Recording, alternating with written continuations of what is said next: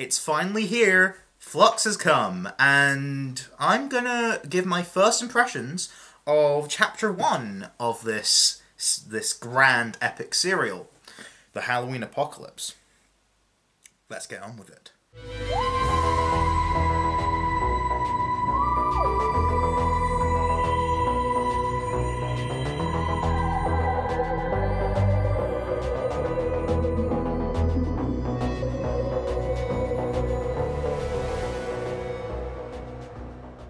So, these are our first impressions. I've decided that, I'm just gonna phrase it as first impressions, even if the title and thumbnail says review. Let's face it, opinions don't always last forever. They can change.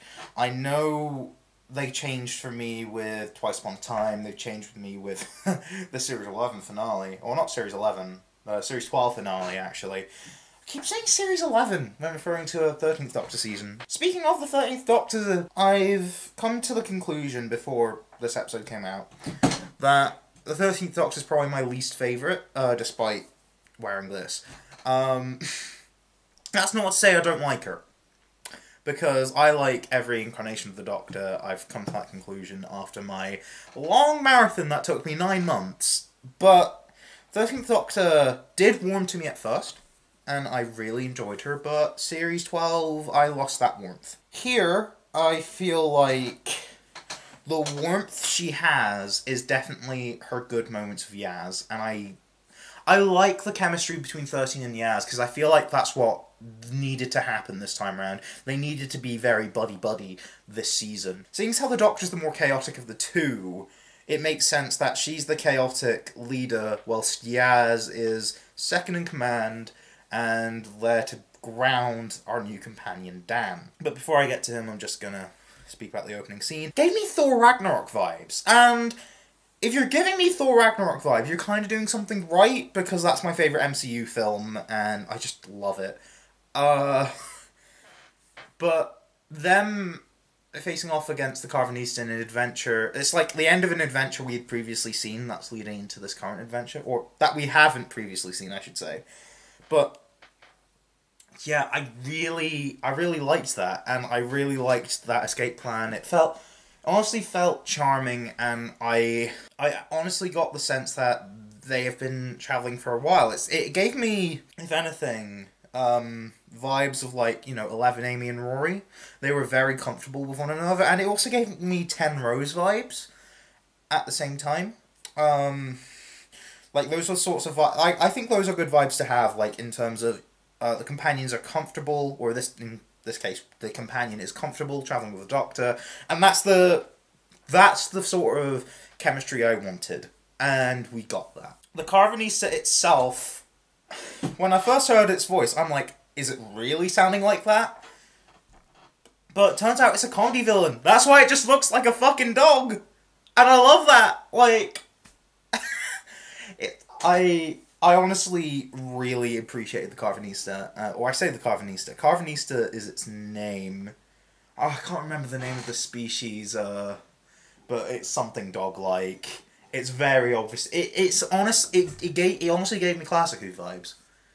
In all honesty. Like, I'm not going to deny that. It's the first time, since, like, the Master using the tissue compression eliminator that I've honestly been reminded of Classic Who, and I like Classic Who, and this is the, like, campness from Classic Who perfectly adapted into Modern Who in the form of Carvanista and his species. Dan, I love him! Okay, so he was a really likeable character from the get-go. He was really passionate about his city, even being a sort of, like, unofficial tour guide that he probably shouldn't be. And he also works at a food bank, and he's just a genuinely nice bloke. He's honestly the kind of character that deserves to be a Doctor Who companion, and I'm glad they hired John Bishop. It doesn't really feel like the mission statement for Dan was to have him be so much of a powerful, like, presence. And I feel like the mission statement is someone with that level of charisma, which a comedian... I just want to see him do more But at the same time, I'm glad that we got this sort of introduction. People were thinking it was just going to be interconnected storylines. No, it feels like one big storyline, and that's what I was assuming going in. Like, I was assuming we were going to meet multiple monsters in episode 1. Maybe not see their full plan play out, and we don't. It's more so a case of they're all being set up. Or at least some of the more major ones, like the Sontarans and the Weeping Angels. Also, the Sontaran makeup. Can I just say, I like the makeup, I like the design, and I think it works in motion, but maybe just not on that actor. But I do like that actor's presence. It was also nice to see Dan Starkey as a Sontaran again, and but looking different, and I just love these new Sontaran designs. Meanwhile, the Weeping Angels haven't really changed at all, and I like that. I like that they haven't really changed since the Moffat era, because I feel like all you need to do is make them look more like stone, but just the texture, like the actual visual look is fine. And the scene with the Weeping Angel and that enigmatic character, I don't know her name, but she's definitely... There's something with her where she's met the Doctor before, but I get a feeling her past is changing, and with the Flux itself, I feel like it makes the past fluctuate, and honestly, that was, like, all this stuff is actually exciting, and although not much actually happens in this episode, it's setting up more exciting things, and I hope it follows through. Because I've recently also been doing a marathon of Tortured, and I've just watched Miracle Day. I got the impression that, like, although I don't think this is as good as Children of Earth, this does a similar job to Children of Earth Day 1 than it does to the New World in Miracle Day. Because New World was literally just setting up...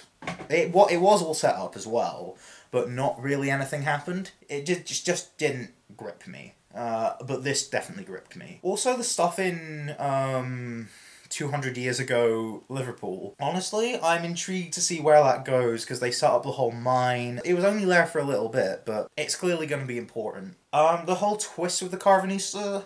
I keep calling it the Carvanista. It's not... I mean, he's called Carvanista. That is his name. The way he tied into Halloween... and how it's just like, you have that whole fucking Shining moment with the axe, and Dan thought he was just a Halloween costume, that's funny. But also, his whole plan of saving humanity from the Flux was pretty interesting. It was a pretty interesting twist. There's 2 more things that I haven't mentioned yet, and I'll save the more interesting one for last. The less interesting one is the Game of Thrones guy playing Vinder. I don't know Vinder's deal yet. Apparently he's important. I don't care enough. But I did like the crystal people. I don't know what they're called, but I think one of them's called Swarm, and I think it's the first one we meet that's called Swarm. And the whole 2 people in the Arctic Circle, I don't know what their deal is, and I hope that's explained. Not only is their design cool, but but the facts that it's enigmatically prodding at the Doctor's past, exploring the mysteries of Series 12 in a way that I feel like is much better than the Master saying everything you know is a lie. Because this is all one story, it doesn't feel like a mystery box. It feels like it's just the setup to something that we're exploring. And the fact that it has a history with the Doctor and being connected with the Division, which is what the Doctor was trying to learn from the Carvanista, yeah, I love that. And just the Flux itself is a beautiful bit of CGI, and the effect of how it devours planets. Oh, it honestly felt like I was watching a movie. And I feel like that's what Chris Chibnall wants. And I don't know what else to say. It was a really nice experience, and I'm looking forward to the next episode. It's gotten me excited. I think it's one of the better things Chris Chibnall has written, because a lot of the scenes to do with Dan are grounded and relatable. It honestly feels naturalistic, and that does tend to be what Chris Chibnall aims for, but I feel like now he's succeeded, because I feel like now Yaz and the 13th Doctor are established. He's got less on his plate to worry about. I feel like because he's focusing in on one certain through line, and there's no distractions, that should be pretty good.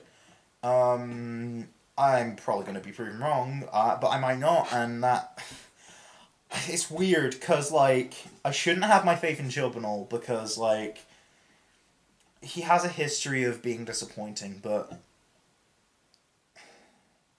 Not gonna lie, I mean, his Torchwood stuff is mainly good. In Series 2, definitely. And some of Series 1, but, not really. But his Torchwood Series 2 stuff is really good, and this was giving me, like, kiss kiss, bang bang, excitement level stuff. Do you know what? I feel like this might be his best episode of Doctor Who yet. Not saying it is, like, one of the best things ever. I feel like, now the excitement's dying down, I'm glad about it, and I'm feeling an 8 or an 8.5 out of 10. I'm still unsure yet. I might have to watch it again. Heck, I might have to wait until Flux is complete to fully, like, go, okay, what am I going to rate it out of 10? And that might be how long you have to wait for my Twitter reviews, because I'm gonna... This is just going to be for the people that follow me on Twitter.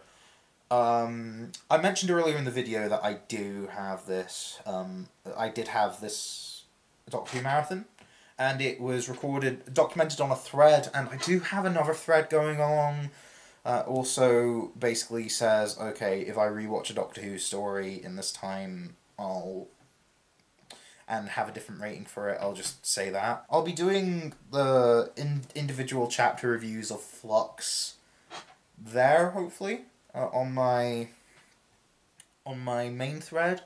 The sister thread, you'll probably see a Planet of Giants review soon, because I watched that earlier. I am filming this, like, pretty much right after seeing Halloween Apocalypse, so... But that's it. That's all the housekeeping I have to do. Next week is War of the Sontarans, and that's going to be seemingly in the Crimean War. The Crimean War. I had to think about that for a second. It's going to be in the Crimean War, and I think Thomas is doing it.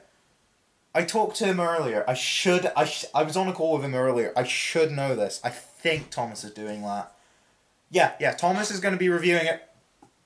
And if he's not, I'm a liar. So, that's it from me, and, yeah, also I've got a City of Death themed tattoo now.